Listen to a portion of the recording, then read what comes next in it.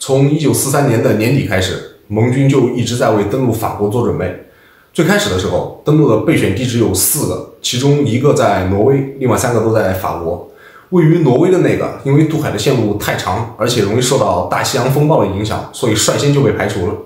另一个位于法国的康坦丁半岛，但是因为康坦丁半岛的地势比较复杂，不太利于部队大规模的登陆，所以也被排除。然后就剩下了法国的加莱以及诺曼底。加莱是位于英吉利海峡最狭窄的地方，距离英国本土只有33公里，但是德国在加莱布置有重防。而诺曼底虽然距离英国本土较远，但是德国在诺曼底的布防相对加莱就要薄弱很多。而且诺曼底的地势比较开阔，便于部队登陆之后迅速的大面积展开进行反击。于是盟军把登陆的最终地点就选择在了诺曼底。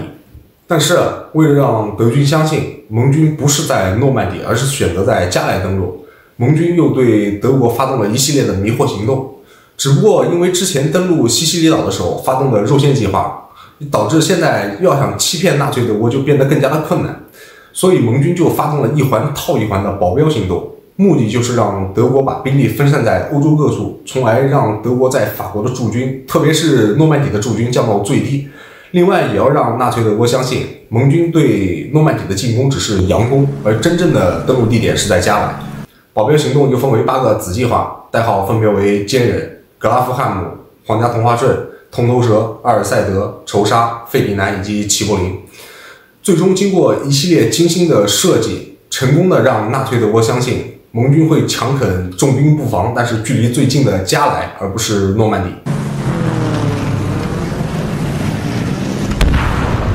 1944年的4、5月份，盟军开始在加莱时不时的就发动一下那种虚张声势的进攻，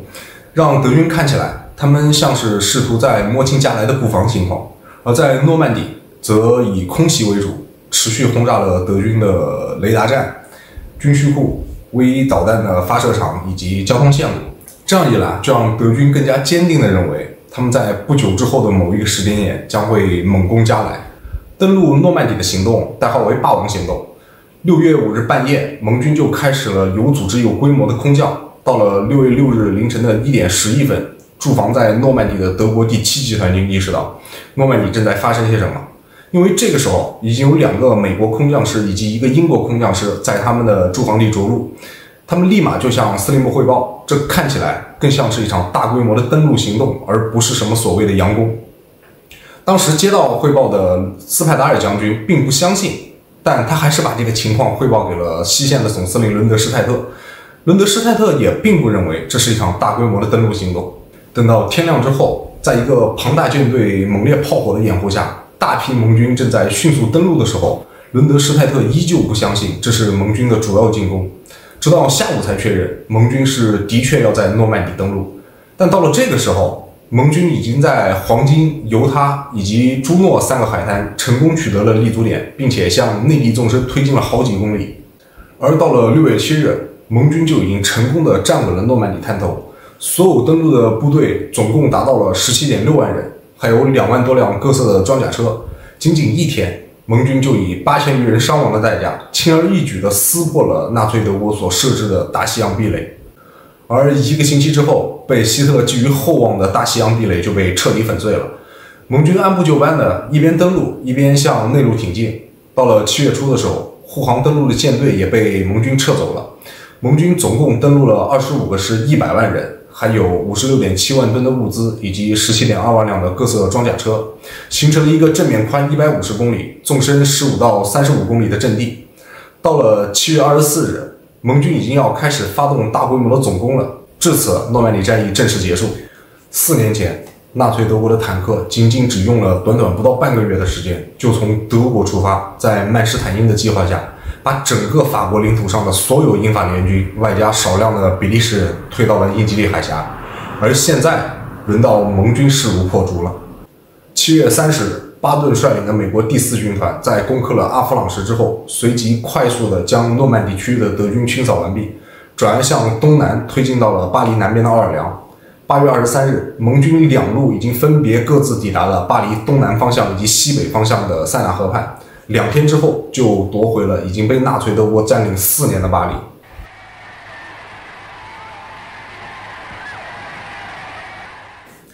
截止到这个时候，纳粹德国在西线损失了50万人，以及几乎所有的坦克、大炮等重装备。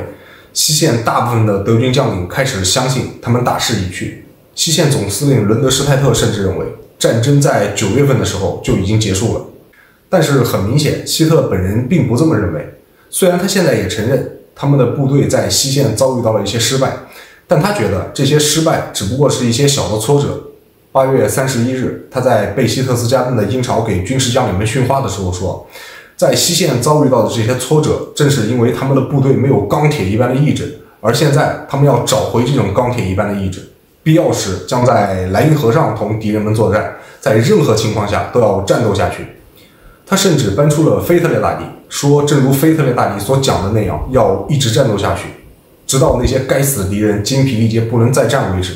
他一再强调，绝对不能再像1918年那样再次玷污帝国的荣耀。没有钢铁一般的意志，这场战斗是不会胜利的。但问题是，没有钢铁做的飞机、坦克、机枪、大炮，光有钢铁一般的意志是没有用的。人员的损失相对来说还好办。他任命盖世太保头子希姆莱为补充军司令，着手去重新建立了25个人民步兵师。但武器装备的损失，你很难就在短时间内补充上来。特别是在帝国荣耀的枷锁之下，纳粹的思想认为，德国的女性应该待在家里，而不是去工厂从事生产工作。在战争爆发的这些年，英国有225万的女性在工厂从事战时生产，而同一时期，纳粹德国只有18万的女性在干同样的事情。但现在的情况是，盟军已经打到家门口了，他们随时都要开始保卫国土。这种情况从拿破仑时代开始就是从来没有出现过的。所以纳粹的高层开始考虑让女性到工厂去工作，因为工厂里的工人被应征入伍了。到了9月份，盟军的进攻势头稍有缓和，这点让德军有些疑惑不解，甚至称之为奇迹。盟军竟然停滞不前了，但实际上是因为盟军的推进速度太快，以至于后勤补给根本来不及跟上，特别是装甲部队必不可少的油料都还必须要从诺曼底海滩上运过来。另外，蒙哥马利跟艾森豪威尔在进攻的策略上也有了一点小小的分歧。蒙哥马利认为要集中目前所有的资源，在北方发动猛烈的进攻，迅速占领鲁尔工业区，夺取纳粹德国的主要兵工厂，再直插柏林，结束战争。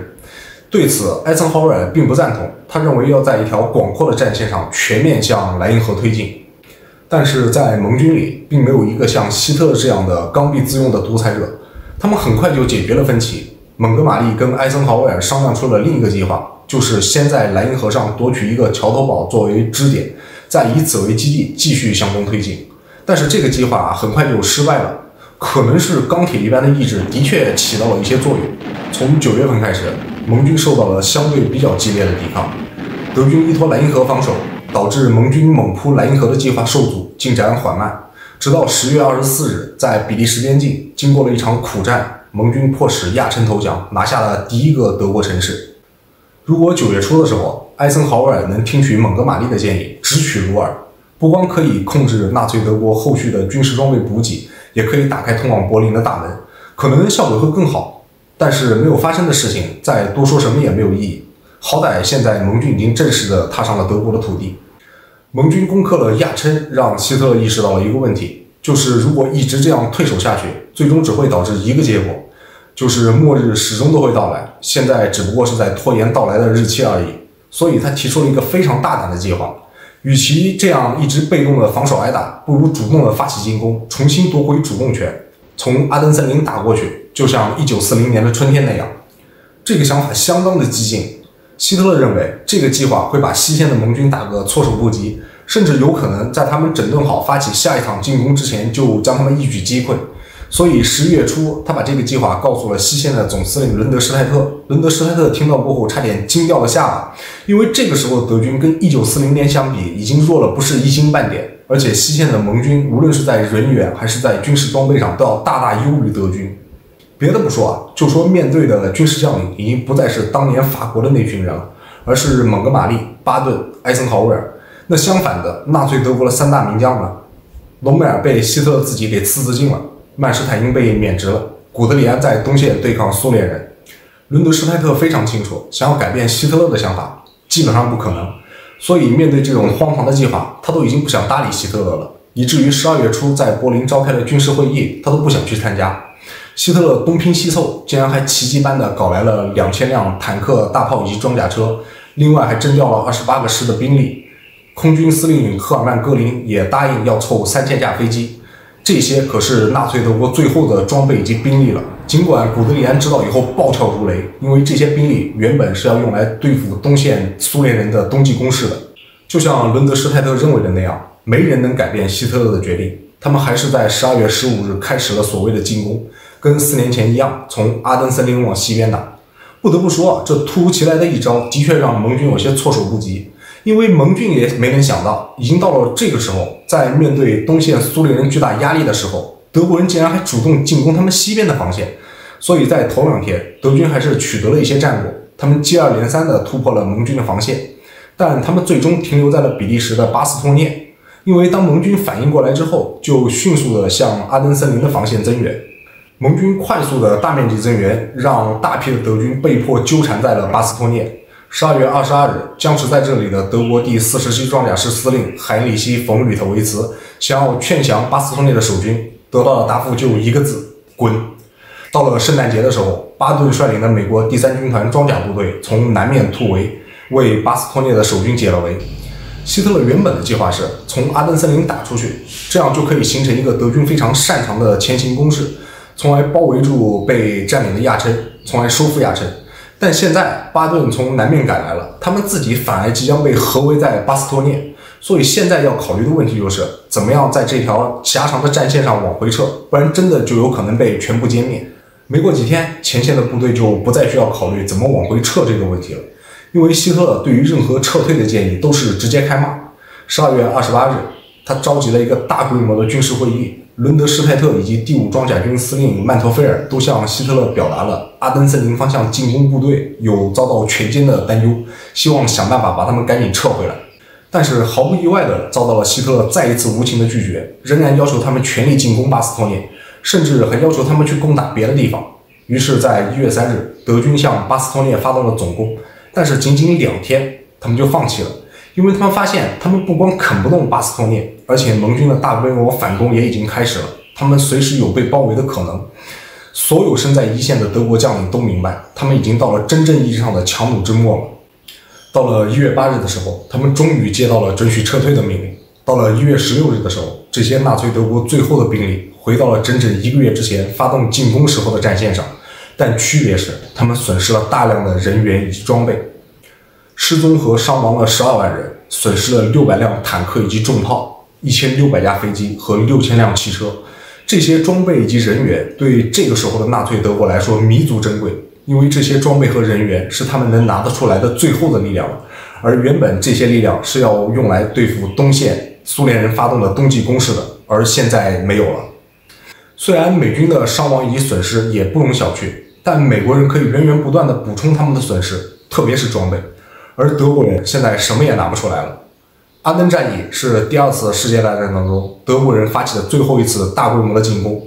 他的失败不光是让德国在西线的战败变得不可避免，也彻底葬送了德国人在东线抵挡住苏联的可能，而这个结果很快就要显现出来了。